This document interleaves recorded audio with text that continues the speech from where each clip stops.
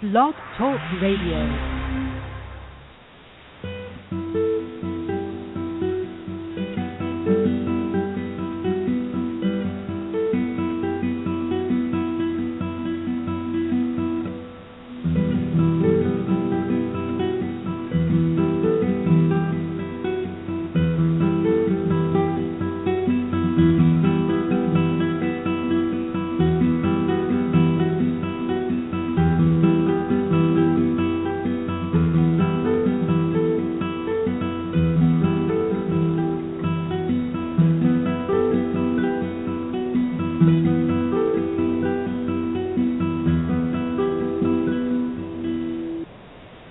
Hello, everyone. I'd like to welcome all of you back to Ohio Exopolitics. I'm your host, Mark Snyder, and we are going to talk about the Billy Meier case this evening.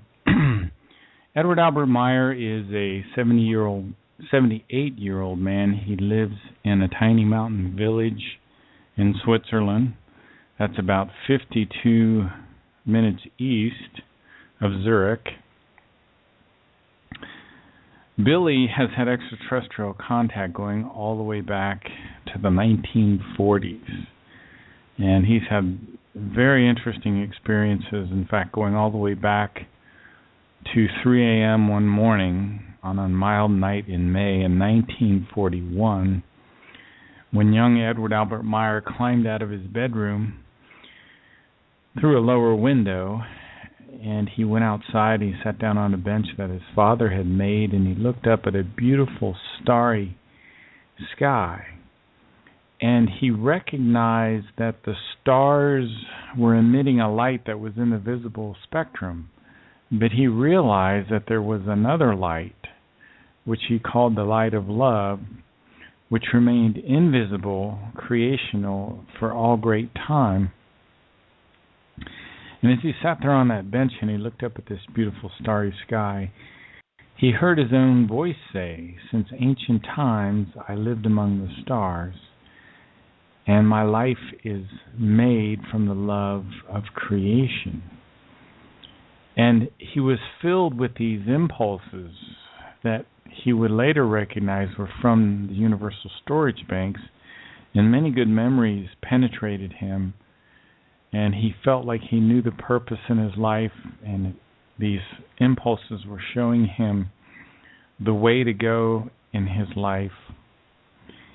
And at a very young age, Billy knew that everything which exists in the whole universe is the manifestation of the might and the infinite and true love of the mighty universal consciousness, which is simply called creation.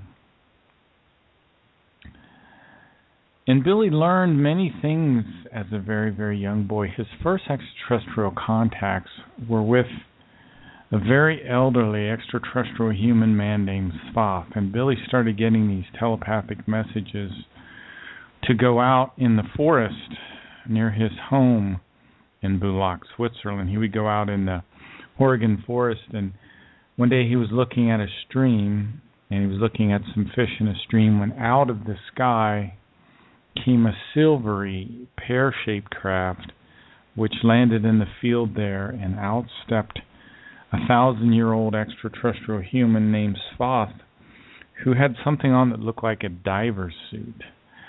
And Billy had been getting these telepathic messages and mental images from Spoth, so he felt comfortable, and Spoth led him into the ship, and he took Billy up some 70,000 meters into the air, and young Edward Albert Meier looked over at the beautiful blue marble that we call the Earth, and he was filled with awe.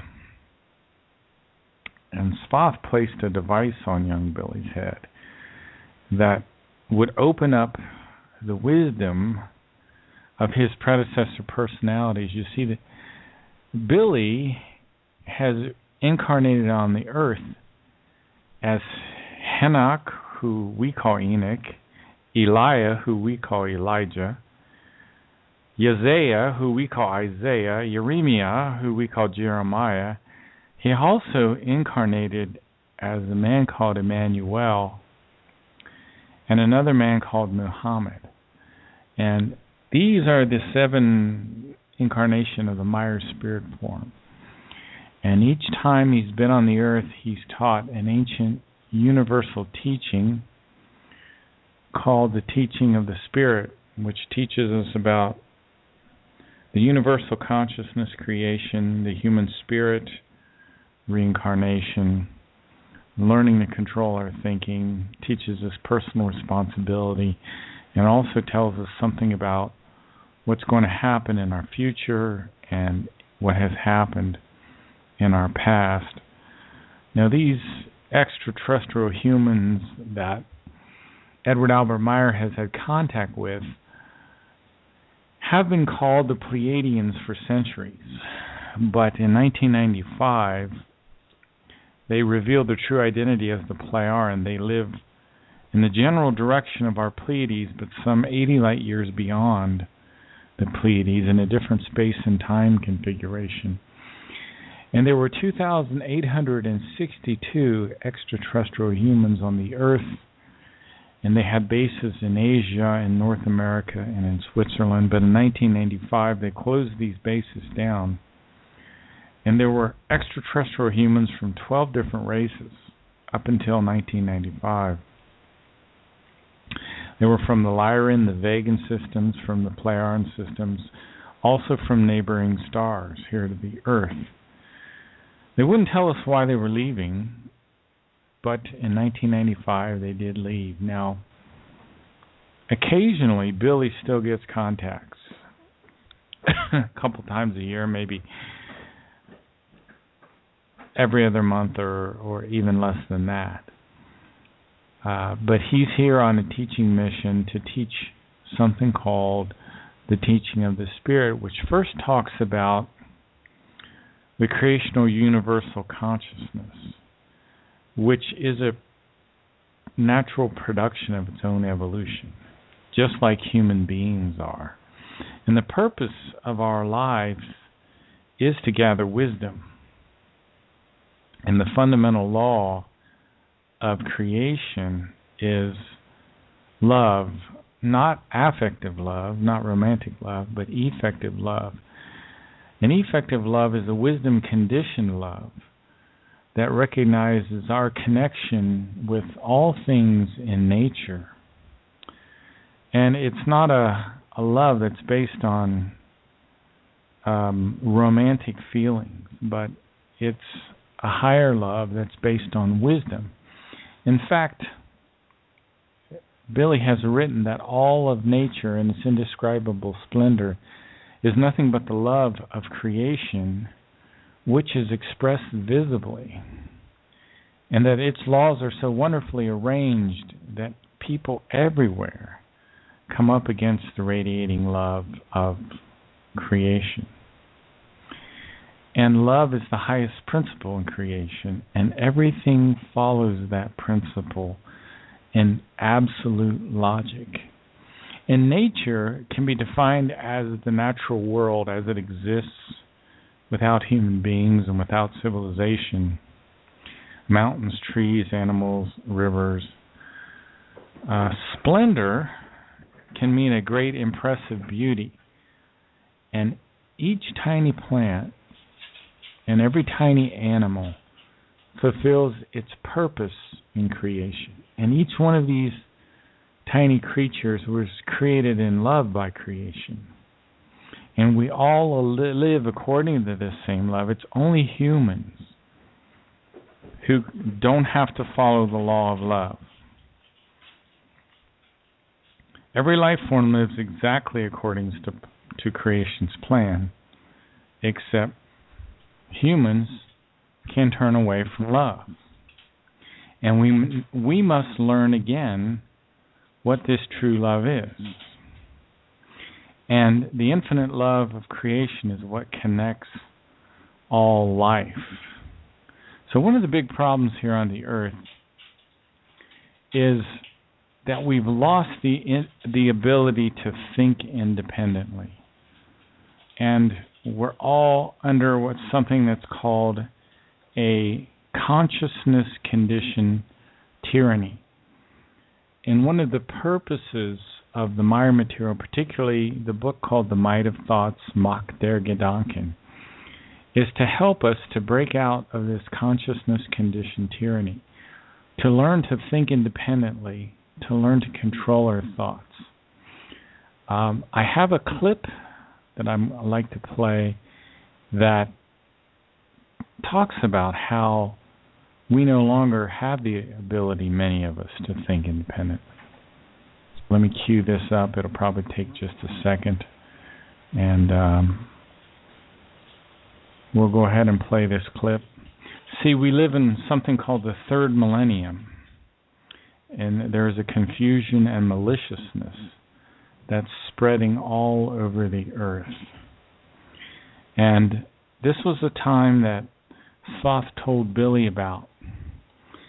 And he told Billy, here we go, there's our clip. How much of what you do is because you follow what society does? How much of what you do is based on your own independent thinking to say, wait a second, maybe that's not how it's supposed to be. Maybe society has it backwards because there's an explanation to that in terms of that being easier, less righteous, more fun, more enjoyable, because they're constrained by fears, because they live in a world of limitations. Because I promise you, when you think on your own and you have independent thoughts, and you realize that, like Ashton Kutcher said, that the world was made up of people that are really no smarter than you, so who dictates where that goes? But the bottom line is most people like to follow, not lead. Most people don't want to live in their thoughts of thinking by themselves. They want to be told what to do. So, okay, let me stop there because I think that's a good place to pick up. We need to learn to think independently because without thinking independently, our consciousness can't evolve. You will not gather wisdom until you learn to think independently. And we're trained from the cradle, we're trained in the school systems to go along with the group thought. But we need to have a kind of independent thinking to increase our level of awareness. Not only do we need independent thinking, but we need to control the kind of thoughts that we think. We need to think in a neutral, positive way. Because if you think neutral, positive way, you'll have healthier feelings. And healthier feelings will lead to healthy habits. And healthy habits will lead to healthy circumstances in your life. If you have lower thoughts, then you'll have lower feelings and lower habits and then lower circumstances. You see, everything comes from the might of thoughts. You can be the Lord and Master of your own life if you learn to control your thinking. Keep your thinking in a neutral, positive way. One of the wonderful ways to help your thinking is to focus on things like creation and the fundamental creational law of love. Again, a brotherly love, not a love of romance, a love for all things, all animals, all plants, all things. That's the kind of love we're talking about here. So let's pick back up with our clip. Of course, they're going to be dragged along. They're going to be swayed. They're going to be influenced. Or you could be influential. You could be the one to dictate your terms. Because if everyone is going one way, I'm the type of person to say, maybe I'm going to go the other way. Because maybe, just maybe, everyone who goes that way, right, there's an average of where they end up in terms of their thoughts, in terms of their livelihood, in terms of their salary, in terms of their happiness. Why don't I create my own path? And if I do that, then I'm not going to be bound by the same limitations that they are. I'm not going to be bound by the same fears that they are. I'm going to create my own destiny. And when I make up that in my mind, that it's predicated on choice, not because I'm trying to live by someone else's mold, but I'm the mold, I'm going to create my own way, well then the universe is just going to get out of my way. You understand? So really analyze what in your life is based on your own choice. So we need to think independently. We need to make our own choices. Independent thinking is required to evolve our consciousness. We need to control our thoughts. Now, if you look, you could compare the evolution of your consciousness to a tree. We see the visible part of the tree, we see the trunk, we see the crown, and that embodies the external realm of life, while the roots symbolize the inner realm of life. So we have an external, visible aspect to ourselves as well as an internal aspect. And the Maya information always emphasizes balance. It says the universal consciousness is neither good nor evil. It's balance between the two. It explains that our thinking should be neutral positive. It should not be extremely positive or extremely negative. It should be balanced between the two, just slightly slanted towards the positive. Now, imbalance is a lack of proportion. We're looking for balance. If the external and the internal growth is in balance, then, for example, we'll have a firmly rooted tree which can withstand the wind and the water. But if an imbalance emerges between the inner and the outer, then the tree collapses in stormy weather because the roots were not deep enough. You know, trees have been here for 370 million years. They play a significant role in reducing erosion and moderating our climate. The roots of the tree serve to anchor it to the ground and gathers water and nutrients. In the same way, our spiritual life keeps us grounded and serves as a stabilizing factor to everything. And what's so interesting about nature is that if you look at the microcosm, the smallest area, like our DNA, you see a spiral. You see spiraling arms. If you look at the arms of the galaxy, they're spiraling arms to the Milky Way galaxy. We see these repeating patterns. If you cut a tree open, you'll see what are called these rings, annual growth rings. Well, they're actually within our universe has concentric circles or rings. We live in one of these rings. It's called the material belt. It's the fourth belt. So we have a tremendous power to our thinking, but only if we utilize it, only if they're really our thoughts. And that's why we need to think in a balanced way.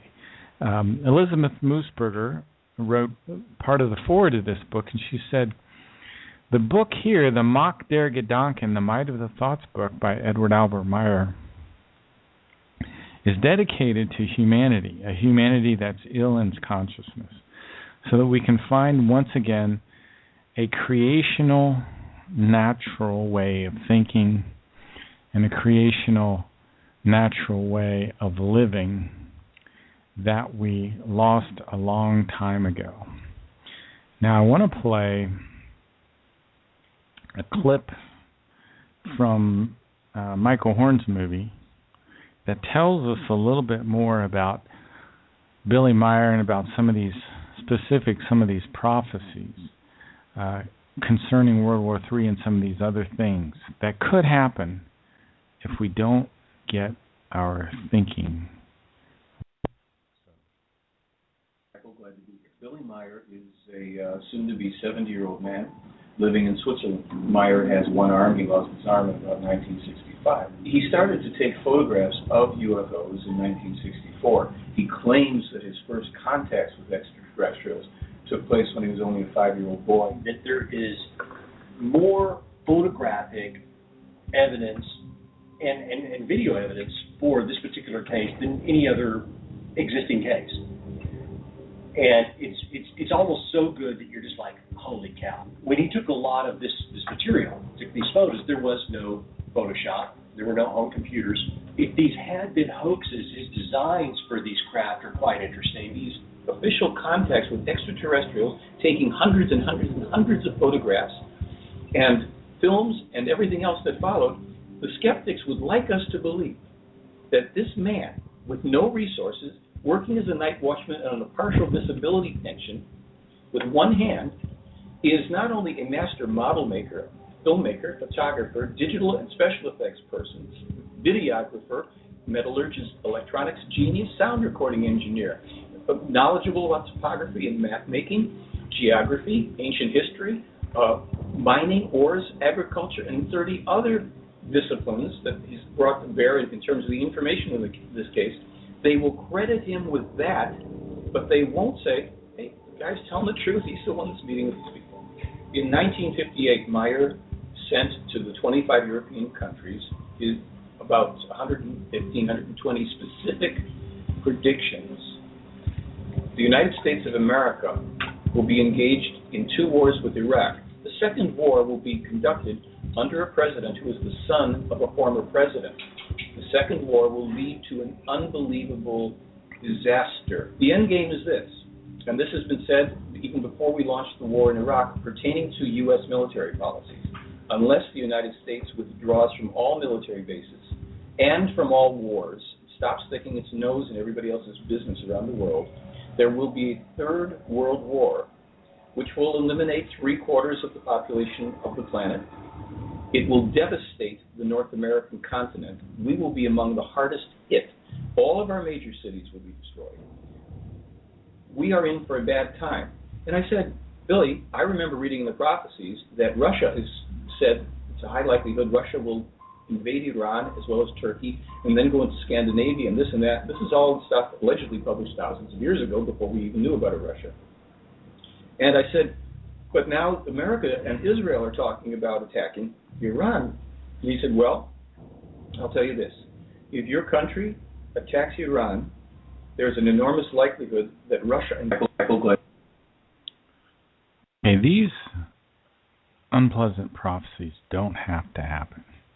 How do we stop these things from happening? Well, one of the ways that we stop these problems from happening is learning to control our thoughts. Keep our thoughts neutral positive. Neutral positive thinking leads to neutral positive feelings. Feelings build slowly from thoughts. Emotions erupt up suddenly. We also have unconscious thoughts. And we need to learn to control those conscious thoughts so that we don't have lower thoughts, which lead to lower feelings, which leads to lower habits and lower circumstances in our life. And our thoughts control our health very much. Now, we talked a little bit about Thoth, Billy's contacts with Thoth. Billy's most well-known contact came with a woman named Semyasi. First contact, or I'll say the 10th contact, occurred Wednesday, March 26, 1975 at about 3 in the afternoon. And Semyasi would land her beam ship there in Switzerland. And in Contact Report 10, she started to teach Billy about the spiritual teachings. And she started to talk about the human spirit. And every human has within them, she said, a spirit that does not sleep, that does not die, that records all of our thoughts. It will tell us if our thinking is right or wrong, if we've learned to pay attention to it. She said that the human spirit was the bearer of the creative realm. She called it the wonder of all wonders. In this incredible spirit form, it resides in an area of the midbrain called the superior colliculus, which controls our eye movements and controls the integration of certain senses. And she explained that this human spirit is the aspect of us that exists forever. You can think of the human spirit as a tiny fragment of the universal consciousness. It survives our death. At 21 days, after the sperm fertilizes the egg, the human spirit comes into the body of the child, and it goes to that area of the midbrain called the superior colliculus, and its energy radiates outward and energizes and gives life to the cells of the body. In your subconscious, is the wisdom of your predecessor personalities. And those predecessor personalities are going to give you inspiration as you go through this life. And you'll receive impulses from these storage banks. And the impulses that the planetary storage banks and the universal storage banks give you are designed to help you evolve your consciousness, because that's the purpose of our life. Because wisdom is a kind of knowledge that produces energy. And when we produce wisdom, we produce an energy that helps the whole creation to evolve. Now we have a yearning for this imperishable life, this permanent peace, this spiritual and consciousness-related wealth that never fades and lasts forever. See, we have a material consciousness and a spiritual consciousness. Our psyche controls the thoughts and the feelings associated with our material consciousness. It's the material consciousness that has to grow up again. It's the material consciousness that has to learn things. We get a new material consciousness each time we have a material life. Your spirit form requires a material consciousness in order to evolve. And our spiritual consciousness has something called the gamut. And the gamut controls the thoughts and the feelings of our spiritual consciousness. And these impulses go back and forth between the material consciousness and the spiritual consciousness. Your spiritual consciousness cannot be harmed by anything in the material realm. Your spiritual consciousness never dies. Your spiritual consciousness is connected in a way to the universal consciousness. And your spiritual consciousness will send psychic swinging waves to the material consciousness.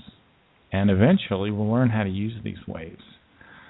And these waves lead to abilities like telekinesis and other incredible capabilities.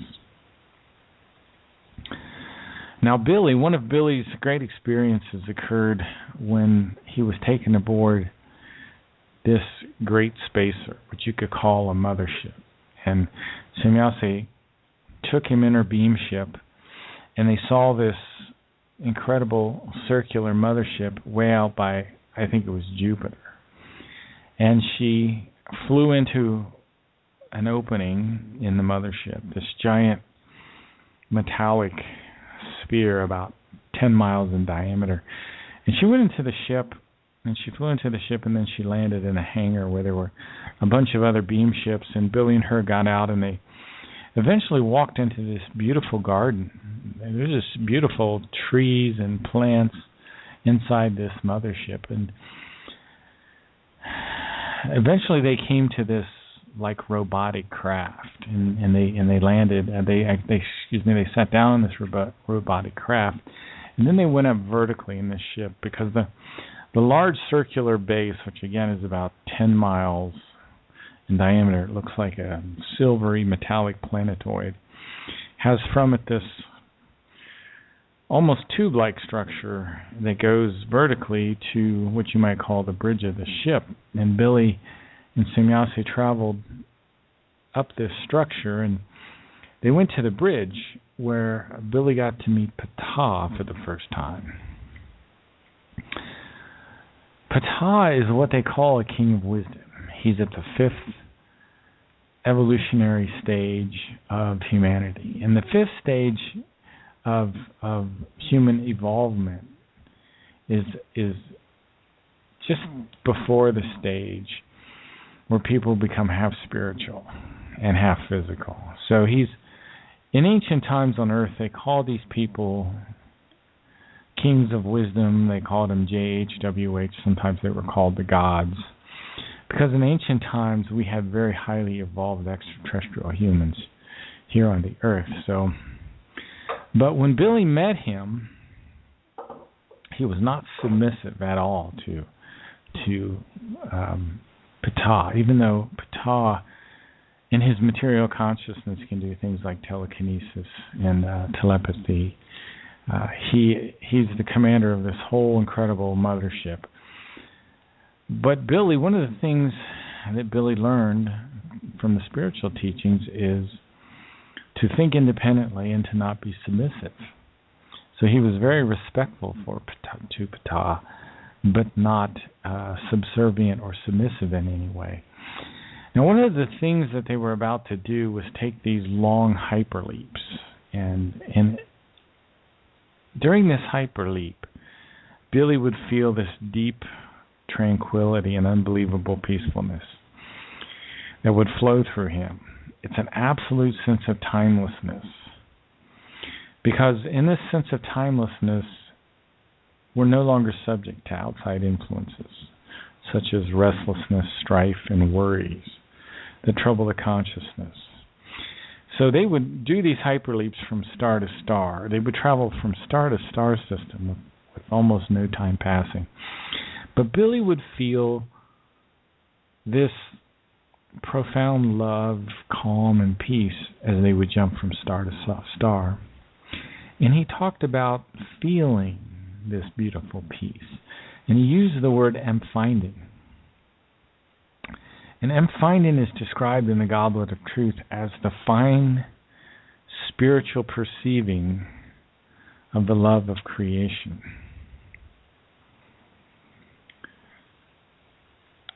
It says in the Goblet of Truth, therefore, you humankind of earth, you must strive and evolve as individuals in yourselves, from out of your own consciousness, as well as out of your own thoughts and feelings, in order to come to the truth, to the fine spiritual perceiving of the love of creation. Now, in the book called The Goblet of Truth, there's this paragraph, which is entitled, What the Truth Knows to Say. And it goes on to say that rivers, lakes, streams, plants, animals, bushes, trees, everything that crawls and flies on the earth is a life form with a spirit form. And these spirit forms are on a journey through time, which involve many, many lifetimes. And that death is just the passage into the spiritual realm. And that many of these creatures are connected by psychic vibrations, by psychic swinging waves. And if you go into the forest, you can watch the birds as they move as a unit. You can watch fish swim as a group because they're all connected by these psychic swinging waves. And we have to realize as human beings that we're connected to all. We're connected to all of nature. And this is part of the spiritual teachings.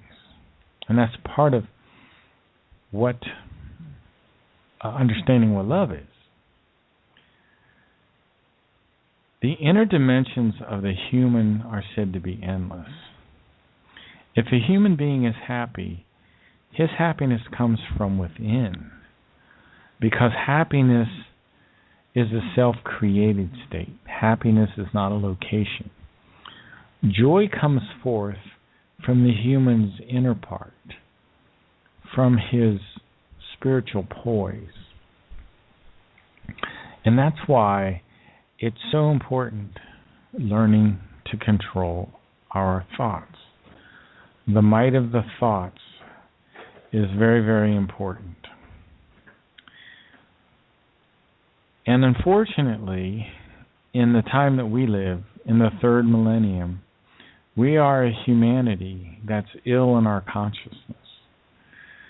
In the third millennium, it's a time of confusion, a time when our leaders are attempting to take away our rights of self-determination. And Asket, Billy's second contact, had something to say about humanity learning to think independently. She said the human is still not capable of coping with and fully understanding the truth. He is not yet mature enough to know his future and to approach it correctly. For that reason, The truth must be rewritten prophetically for him in equations in order to make him think independently, whereby he slowly finds and recognizes the truth within himself. We have to clarify our thoughts. We have to learn to make a statement or a situation less confused and more clearly comprehensible. Now, the word confusion means a lack of understanding, uncertainty. The Latin equivalent of the word confusion means to pour things together, so they mingle together, so there is no boundaries between two things. But we need to be able to draw those mental boundaries. We need to be able to recognize, for example, negative repeating thoughts. Negative repeating thoughts can cause a psychic illness. We all have these negative repeating thoughts. They're kind of like a wildly growing weed in your garden. You need to reach in there and pull those weeds out and keep your consciousness clear.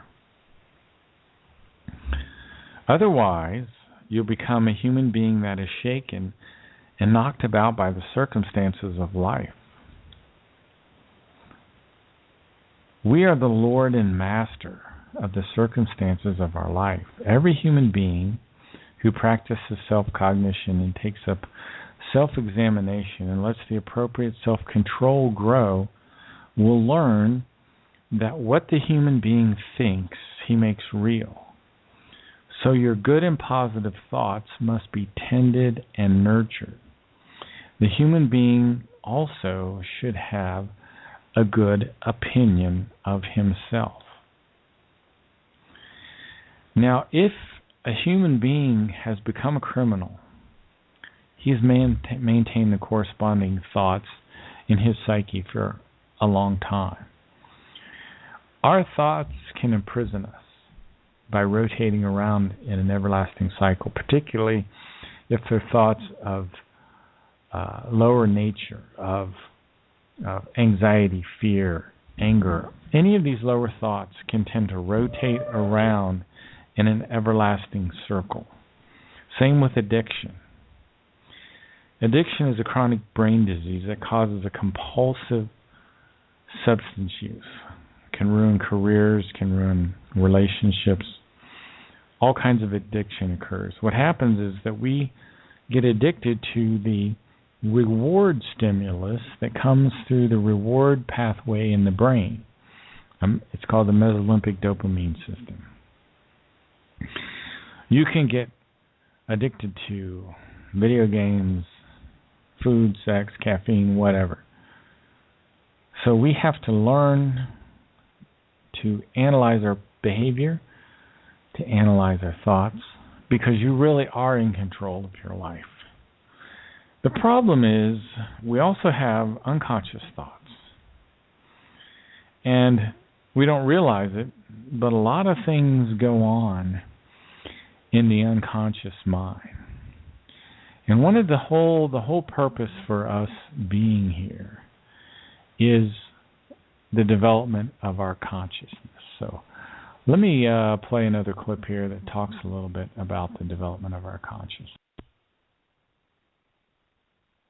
That AIDS has mutated and taken some new forms that are fast-acting and produce from the HIV full-blown AIDS within a matter of weeks.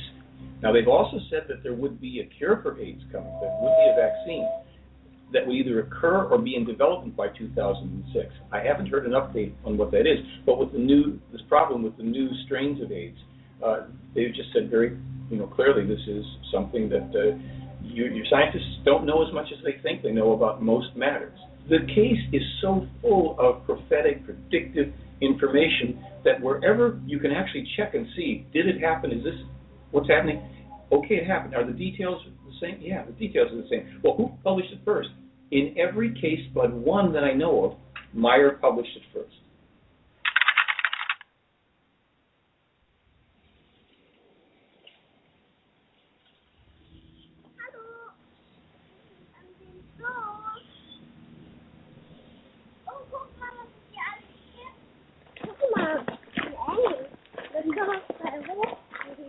Nee, nicht da hoch.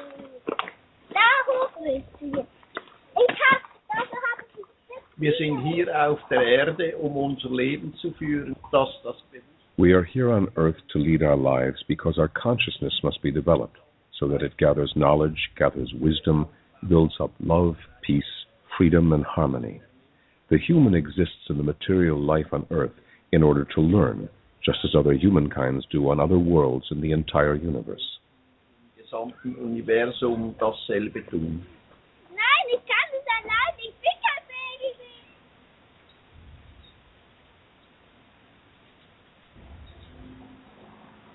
Mein Name ist Eduard Albert Meyer, genau. My name is Edward Albert Meyer, but all around the world I am simply called Billy. I received the name in Tehran when I was on the road, and since then this name has remained with me. Meine Kindheit, die war I'd say, in and of itself, my childhood was very good and very pleasant for me. I learned very much on the one hand because of my parents, and on the other hand because of an extraterrestrial called Sfat, whom I got to know in 1942. How old were you then? I was 5 years old. And this man, Sfat, taught me very much of my school knowledge, besides many other things, just as Pastor Emanuel Zimmerman did. Then I confided in the pastor, and he told me I did not need to be afraid. He explained to me what telepathy is. dem Pfarrherrn anvertraut und der hat gesagt, dass ich keine Angst haben muss. Der hat mir erklärt, was die Telepathie ist.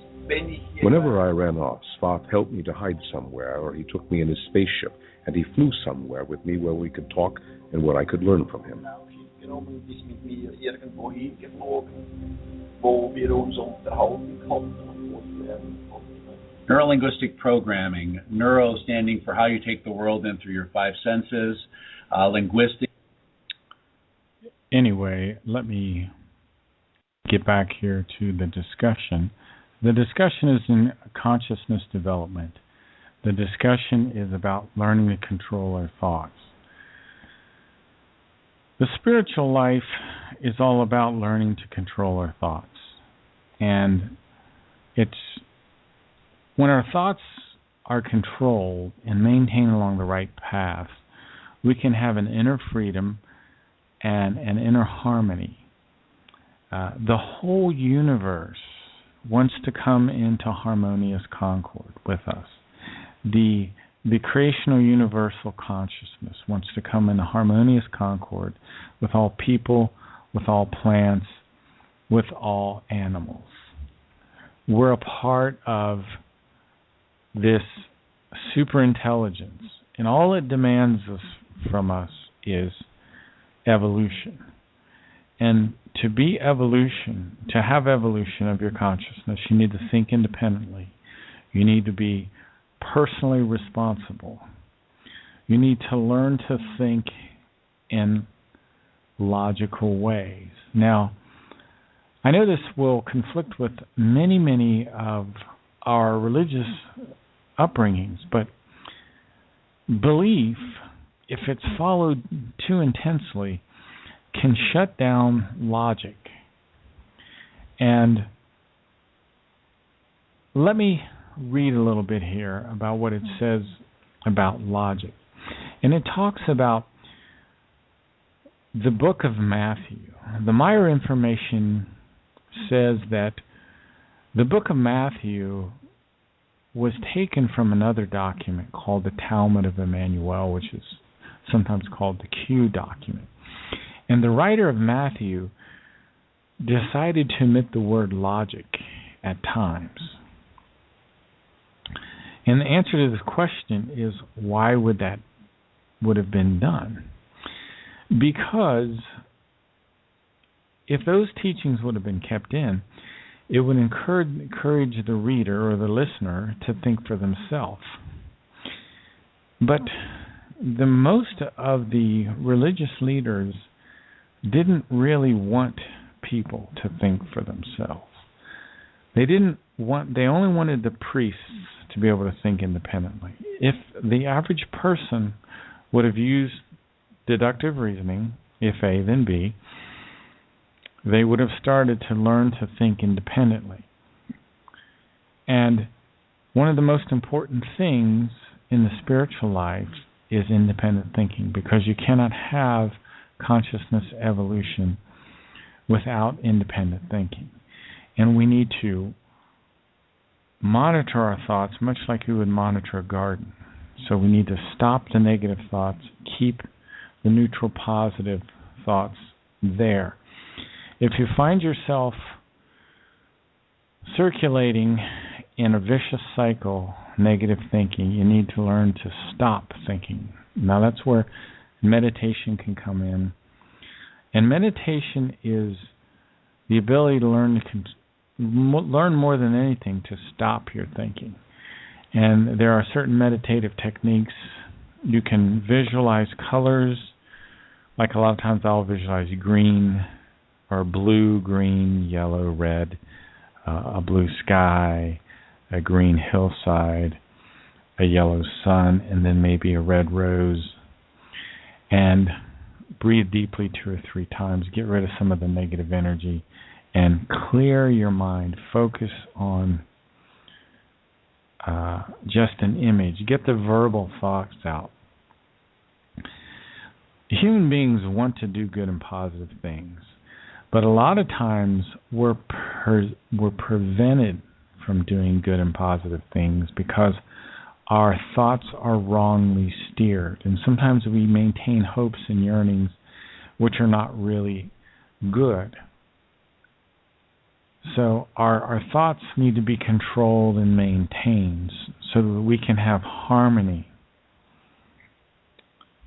And Billy describes it this way. He said, the self-control one possesses must be self-evident and can only be gained through an arduous self-scrutiny, where every iota of one's thoughts is kept completely safe and under control. Don't let unsatisfaction sneak in. Unsatisfaction will interrupt your healthy thought flow more than anything. Don't let unsatisfaction come in. Now, also be aware of your feelings. If you're starting to have negative feelings, you've had a negative thought before that. Because exclusively conscious or unconscious thinking is responsible for the creation of your feelings.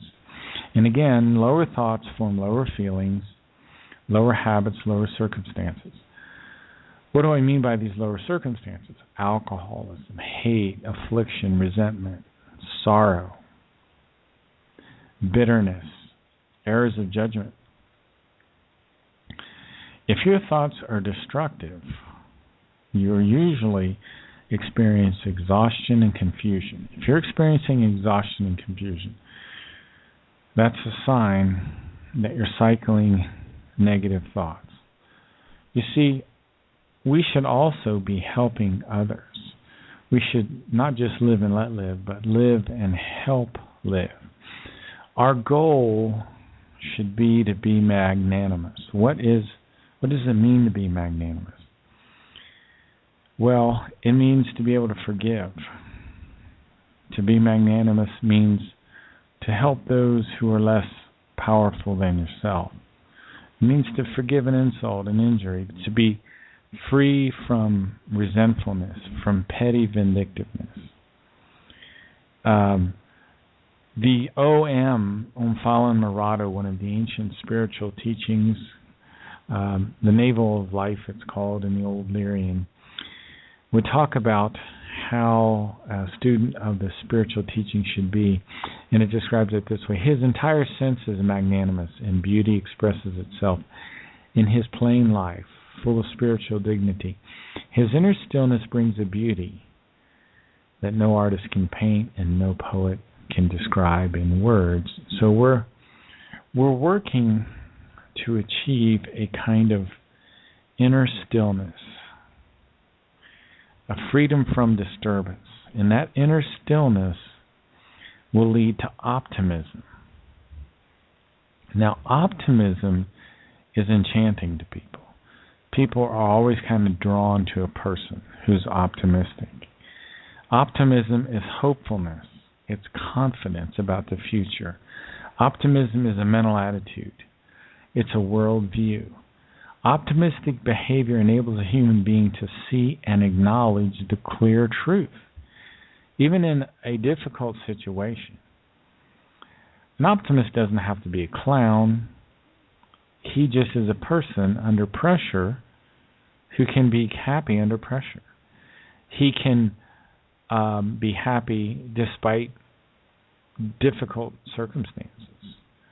So optimism is important because on the other side, if you become a pessimist, you will release the stress hormone into your system, cortisol, which will weaken your immune system. So, optimism is one of the goals that we should have, but a neutral positive optimism, not positive thinking. I'm not talking about positive thinking here, because positive thinking just leads to another state of imbalance. Now, one of the things that we started out talking about was being independent in your thinking. We're talking about the might of thoughts. This is part of the spiritual teachings that were on the earth for thousands and thousands of years. The Lyrians came here the first time about 390,000 years ago. And they brought with them, there were 2 million of them or so, and these were one of the great teachings they brought with them. Now, it's a long, long story, and we'll go over it again sometime. But there was a group that were an offshoot of the Pleiadians. The Pleiadians descended from the Lyrians. The Era is the home world in the Pleiadian system. Era was terraformed about 200,000 years ago when a king of wisdom named Asael brought thousands of people there. They set up a home on Era. And part of the teachings that they brought with them were these spiritual teachings. They existed with the Lyrians, they existed with the Pleiadians. Now, and I won't go through the whole thing tonight, but there was a group from the Lyrians called the Giza Intelligences. And the Giza Intelligences came to Earth, and the Giza Intelligences you could call the bad guys. They were here to control the Earth humans, and they set up in ancient times after the fall of Atlantis and Lemuria a tyranny that was focused at our consciousness. And that's why everything today is said about your consciousness. It's keeping you from having the might of your own thoughts. And part of what's still going on today is the dumbing down of America through the mass media programming. I have a clip here, and I want to switch to that now. It'll take me a second to cue up.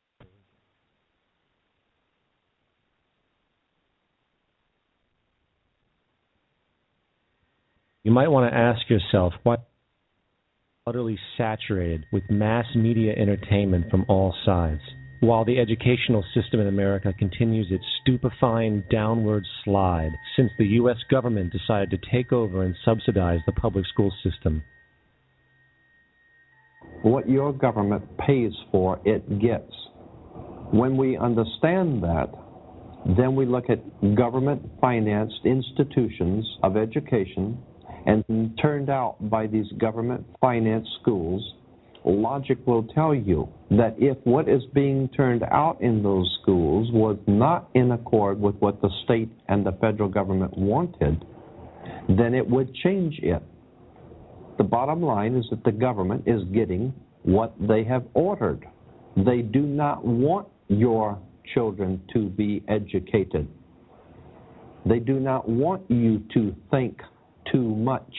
That is why our country and our world has become so proliferated with entertainments, mass media, television shows, amusement parks, drugs, alcohol, and every kind of entertainment to keep the human mind entertained so that you don't get in the way of important people by doing too much thinking. You had better wake up and understand that there are people who are guiding your life and you don't even know it. We're in a lot of trouble because You people and 62 million other Americans are listening to me right now because less than 3% of you people read books. Because less than 15% of you read newspapers. Because the only truth you know is what you get over this tube. Right now, there is an entire generation that never knew anything that didn't come out of this tube. This tube is the gospel, the ultimate revelation. This tube can make or break presidents, popes, prime ministers. This tube is the most awesome goddamn force in the whole godless world. And woe is us if it ever falls in the hands of the wrong people. And when the largest company in the world controls the most awesome goddamn propaganda force in the whole godless world, who knows what shit will be peddled for truth on this network. So you listen to me. Listen to me. Television is not the truth. Television is a goddamn amusement park. Television is a circus, a carnival, a traveling troupe of acrobats, storytellers, dancers, singers, jugglers, sideshow freaks, lion tamers, and football players. We're in the boredom-killing business. But you people sit there day after day, night after night, all ages, colors, creeds. We're all you know. You're beginning to believe the illusions we're spinning here. You're beginning to think that the tube is reality and that your own lives are unreal. You do whatever the tube tells you. You dress like the tube. You eat like the tube. You raise your children like the tube. Anyway, the television has probably not been the best influence on our thinking. We should be neutral positive in our thinking. And the truth of existence of human unsatisfaction lies namely in the human being himself or herself, who produces unsatisfaction through unfulfillable and unreal ideas, which he can never bring to full expression. So we have to be realistic in our thinking. We have to be neutral positive in our thinking. Unsatisfaction is devastating and destructive. And unsatisfaction is not good for our thoughts. And unsatisfaction is unable to create anything that's positive in your life. So what you need to do is keep your thoughts neutral positive. Be optimistic. Have a good outlook for life. If you do get a negative thought, yank that thought out and get yourself back to a neutral positive frame of life, because you're in control of your life. You can do anything that you put your mind to with enough time and enough effort. Remember, you are the master of your destiny. Think independently. Don't be subservient. Be responsible for your life. Have a neutral, positive frame of mind. Thanks for joining me this evening, and we'll talk to you. Have a good evening.